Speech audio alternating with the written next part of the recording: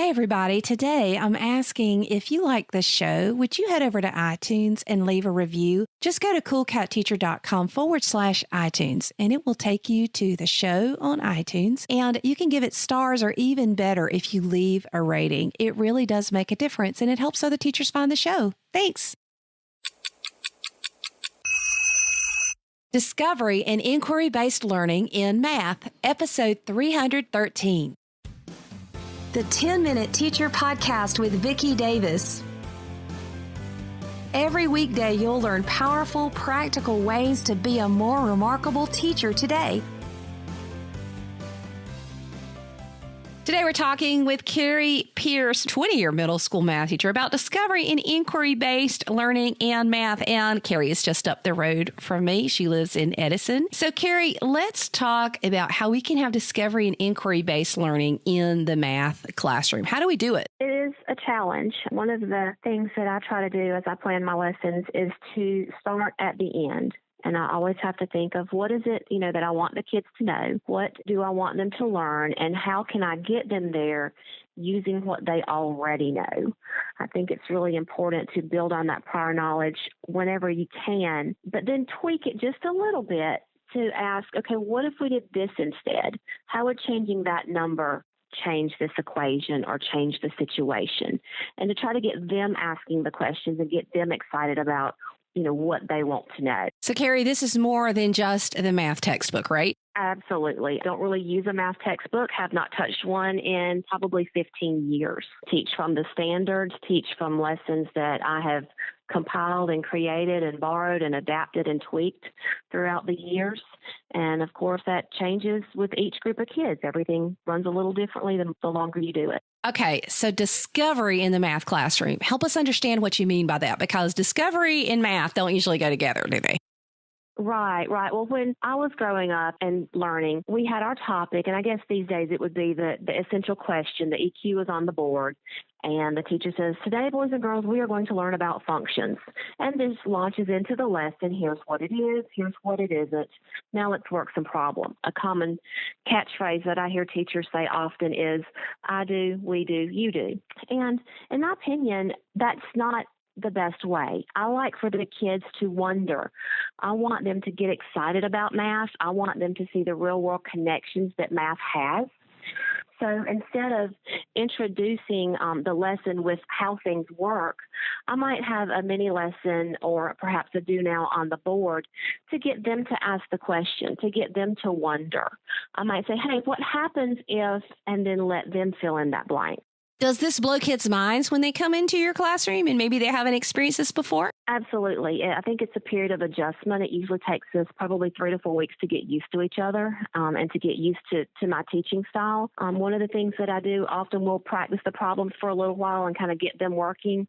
We don't start with notes. We don't start with examples. That comes kind of towards the middle of the lesson. Once they've tried it and kind of gotten their feet wet a little bit, then we'll put our notes into our interactive notebook, mainly so they'll have something to refer to, if they do have to take some practice home or, to look back later in the year if we need that for a reference. It's definitely an adjustment period. How do you start the class? So you start with inquiry, you start with discovery, the very beginning of class? Well, usually the way I run my classroom, we do have our EQ on the board, and they have their do now question, their bell ringer, warm up, whatever you want to call it. And they come in and they kind of get settled. Now, the do now could be a review of last night's homework, but usually when I'm starting a new lesson, I'm trying to think of something that's going to build on some prior knowledge. I try to think of what have we done yesterday or in a previous lesson that I can put up here, and often it just launches into my mini lesson. Okay, so it launches into your mini lesson, and then you're always asking questions to try to get them to inquire. Do you ever have your students come up and just ask you a question out of the blue that leads to some math discussion? Absolutely. Matter of fact, I have a really hard time planning. My administrators, want me to have my lesson planned a week in advance. It's not realistic because kids do wonder and they do ask, and often the class takes a different direction. We still get our same standards done and we still have great discussion, but maybe we wanted to do a different activity than what was planned or was already copied. It's really amazing sometimes to hear how they think. I think as teachers, one of our biggest, especially math teachers, it's not about formulas. It's not about always do it my way, but try to hear what they're thinking. And I'm always amazed at sometimes the way children will approach a concept that I would have never considered because I'm trained to do it a certain way. And so as teachers, I think we tend to teach, the way we were taught and how we were trained to think about things. But to allow a child to discover a concept on their own and put it into their words is so powerful. Carrie, what's a mistake you've made with inquiry-based learning that you would like the listeners not to make? It's not easy. It's not going to work every day. It's not going to work for every lesson. It takes practice. It takes experience. And sometimes you're going to fall flat on your face.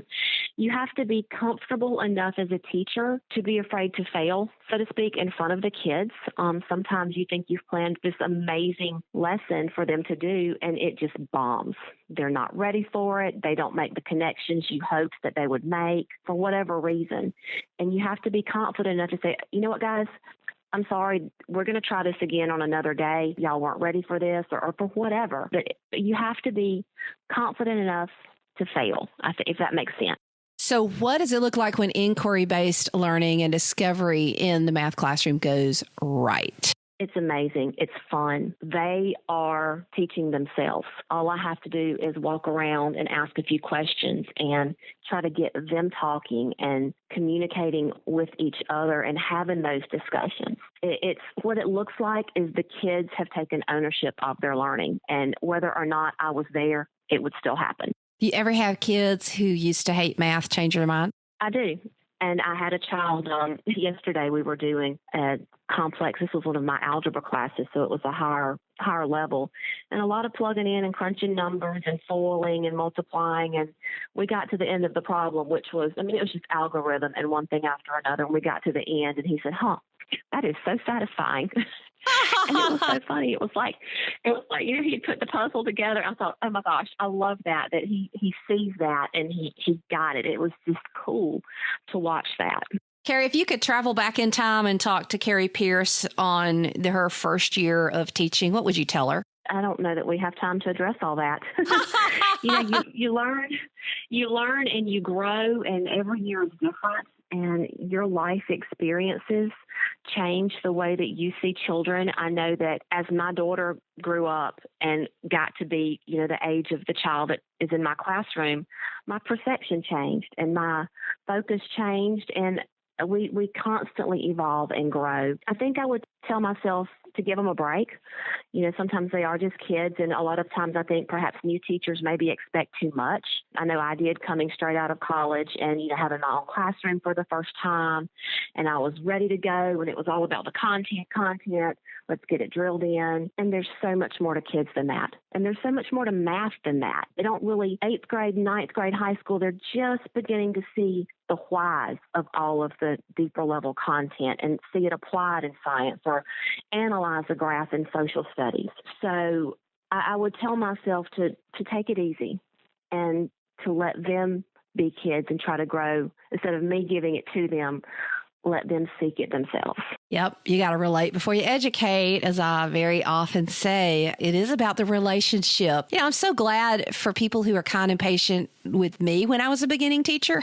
I know you are too. And so we have to always remember that. But even when we're beginning, we do have to remember that it does get better. And then when you start having those relationships, is what really keeps you in teaching, in my opinion. So teachers, we've got lots of interesting things to think about with discovery and inquiry-based learning in math. And we can really use that in every classroom because we want students to inquire. We want them to discover. We want to ask questions. And thank you, Carrie.